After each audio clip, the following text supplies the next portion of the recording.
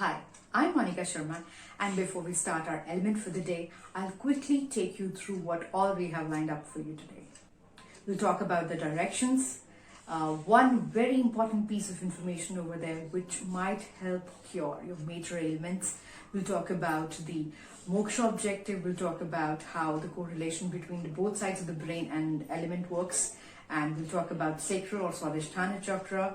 We'll talk about signs and nakshatras falling under water element, and last but not the least, your favorite traits of the water element. So stay tuned till the end. So let's start with the directions. Different directions are suitable for different purposes, and that is one of the bases of Vastu. All the water signs tend to pull the charts toward the northern direction, all the earth signs tend to pull the charts towards the southern directions, and fire signs tend to pull it towards the east, and air sign or the wind sign pulls it towards the west. Now we know that the water signs, which are Cancer, Scorpio and Pisces, tend to pull the charts towards the northern directions. So these are the directions, these are the signs which provide us with wealth, prosperity and food. Basically, the concept of wealth is food itself. Even if you see some of the older versions of the pictures of Ma Lakshmi, you would see that she is being depicted as the goddess of food. So that is how we equate food to wealth. North direction is ruled by the Lord of Wealth, Kubera. A blockage in this direction would simply means that there would be obstruction in flow of wealth and prosperity. Now, if the blockage in this direction cannot be systemically removed, the easiest remedy for that would be placing a water body in the northern part of your house. Now, the small water body could be like a fountain or an aquarium, and that should do the trick. Opposite to that is obviously the south direction, the most dreaded direction. This is ruled by the Lord of Death, Yama. If you're sleeping with your heads toward north and your feet towards the south, then you are basically praying to Lord Yama. So he will bless you with death or with a milder equivalent of that. So in case you're sleeping with your head towards the north and feet towards the south, you are inviting a lot of trouble for yourself. As you must know, this is exactly the position how the dead bodies are kept. Reasoning for not sleeping in this direction is that since the North Pole and the South Pole act as a magnet, it interferes with the magnetic field of our body. So it puts pressure on our brain.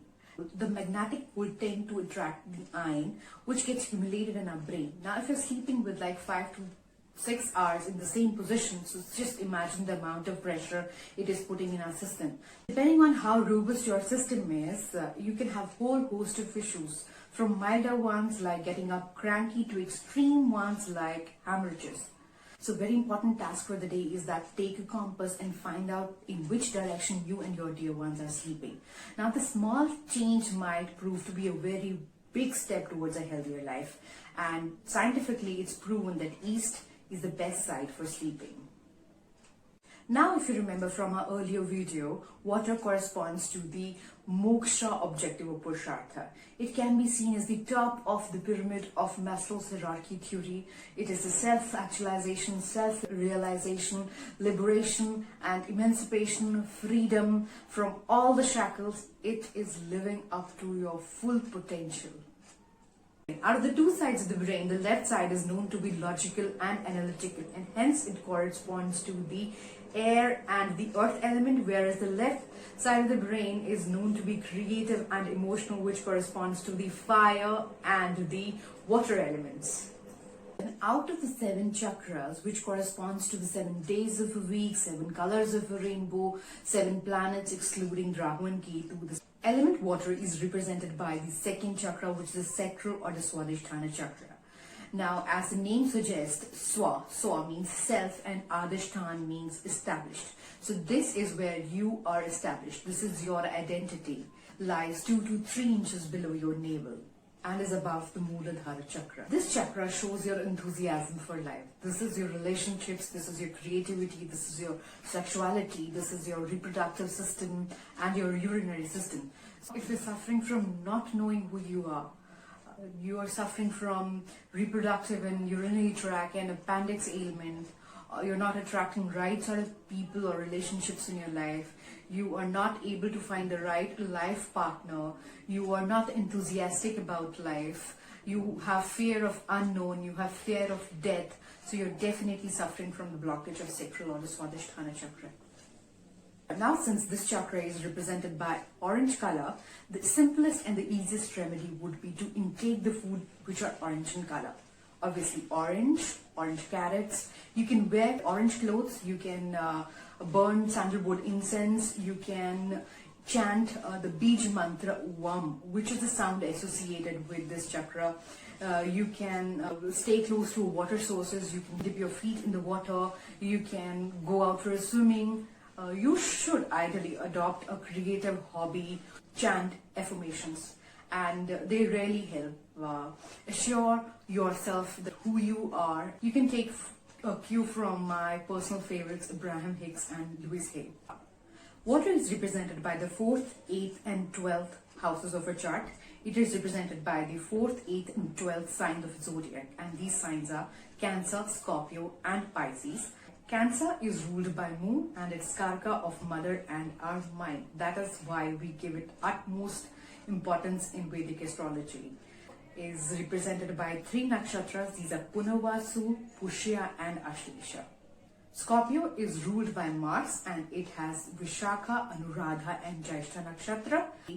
Pisces is ruled by Jupiter, Guru or Brihaspati in Vedic astrology and by Neptune in the Western astrology. And it also has 3 nakshatras.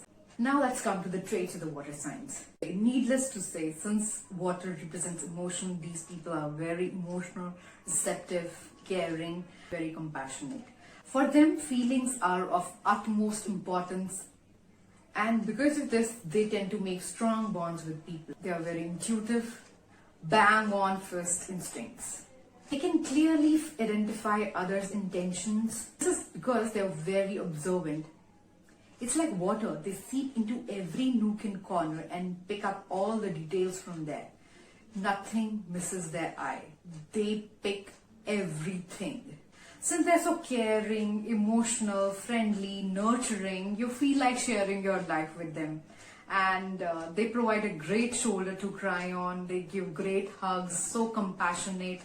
But one thing, they don't share their life. They hold their cards very close to their chest. That way they're very mysterious also. They are creative, they are imaginative, and usually their best work is when they are emotionally charged. They are good listeners, but one thing they definitely need is me time. Since they're so overwhelmed with a lot of emotions of their own and other people's, they need that time to relax and unwind. They are very forgiving, though Scorpio is an exception. Negatives can be that, they're very moody. Now, since they overreact and they overread, so they're worried most of the time. Since they're very caring and affectionate, there could be times when their loved ones feel that the threshold has been crossed and they feel smothered by the love. As there are a lot of emotions involved, they can resort to escapism and addictions. So that's all for today. We'll meet very soon with another interesting topic. Hope you liked the video and could correlate to it. In case I've missed out any major trait, do mention it. Do like, share and subscribe my channel. Thank you for watching again, and bye-bye.